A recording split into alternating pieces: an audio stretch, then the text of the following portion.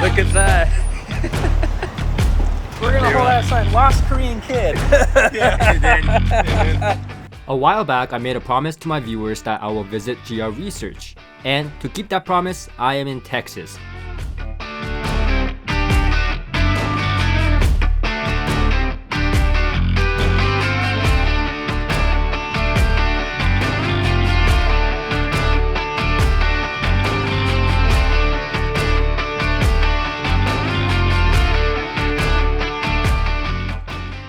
This is Danny. Some of you may already know Danny, the speaker designer and founder of GRResearch. His company GRResearch is well known for their DIY kits and upgrade or modification kits for many other speaker brands. Danny does things his way, a little different, and because of that he has caused some controversy among the hi-fi crowd. And for those of you that do know, that includes myself. Putting aside our past differences, however, I am here with an open mind to experience and share with you what I found at GRResearch. After all, there is absolutely no mistaking that he has achieved fast recognition for his brand GRResearch, and why that is what I wanted to know during my visit. And talking about fast, Danny likes things fast. He is an athlete, like a legit one, and he is set to compete in Poland after my visit. Insane, man. This is insane. Oh, and he also likes fast rides.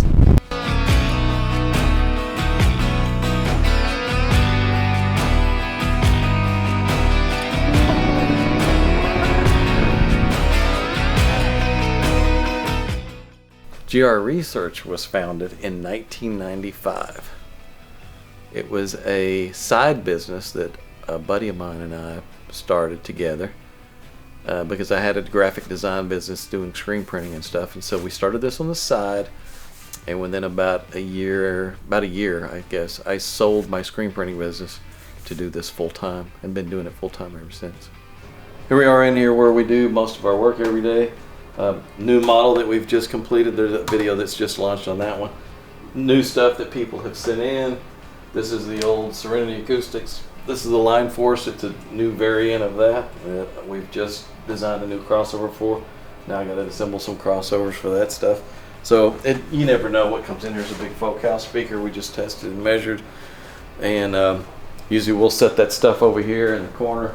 We'll set up this microphone out in the middle of the room here, and we'll put the speaker on a lift table or speakers on a stand and take measurements of those things and design filters. So the objective in upgrading a speaker for us, it's to hand the customer a speaker that has a higher performance level than what it is that they sent to us in order for them to enjoy their music at a higher level. The reason that we shoot for a flat frequency response is we're trying to maintain a level of accuracy. I know a lot of people think that the frequency response is something that has something else to do with how a speaker sounds, and it does in a way, but it's not how a speaker sounds, it's how accurate it is. It's just a simple measurement of accuracy. It's not a measurement of how it sounds. It can be flat and dull and have a flat frequency response, or it can be dynamic and lively and enjoyable to listen to and still have a flat frequency response. But when we do a design or we do something an upgrade, we're usually correcting amplitude problems and we're flattening out that response because we want to be true to that input. We want them to hear what the original artist had in mind. When they mixed and mastered that, they mastered and mixed it in a certain way to where that's the way they want it to be reproduced. So that's a target for us, that we feel like the speaker should faithfully reproduce the input signal.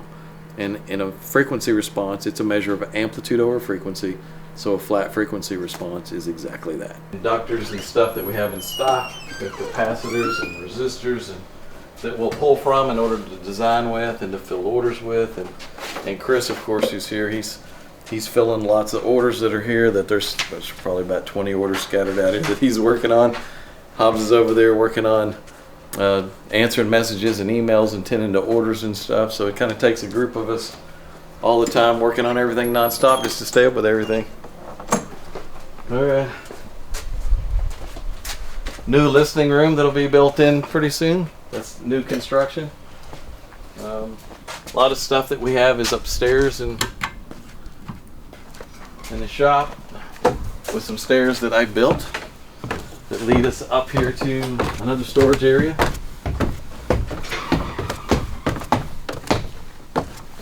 Where we store a lot of excess material. Boxes full of capacitors, boxes full of inductors that are extra stuff, prototypes and things that we just use and work on. We just bring a lot of that stuff up here. This is where we put stuff that we're not pulling from all the time. And then, watch your head.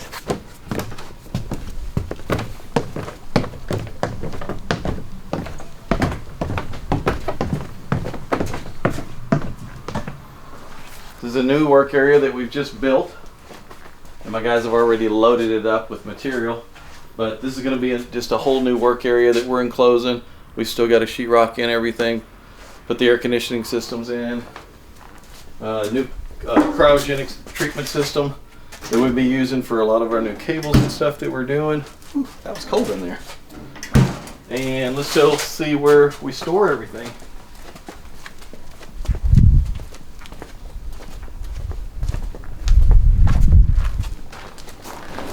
We have all kinds of critters that run around out here. We've got little mice and insects and things that can get into stuff, so we keep all of our products safely locked up in these 40-foot containers out back. We've got 7 of them lined up here. And then right next to the containers here, we have a 92-foot long solar panel. And half of that runs my house, and half of that runs the 6,000 square foot facility that we work out of.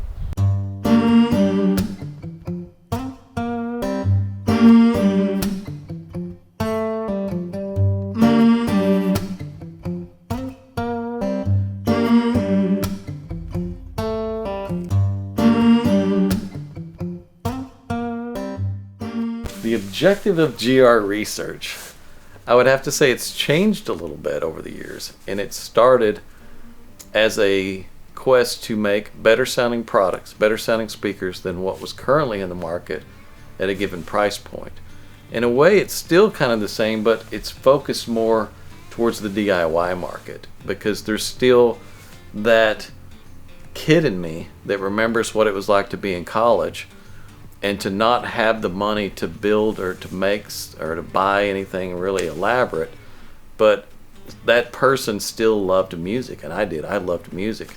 And so I still have products that cater to those people just getting into the market, and my heart is still there. It's like that's where a lot of the focus is, even though I do have some cost no object performance level products and some more expensive kits. That's still, it's kind of been a focus to be the bang for the buck leader in the industry.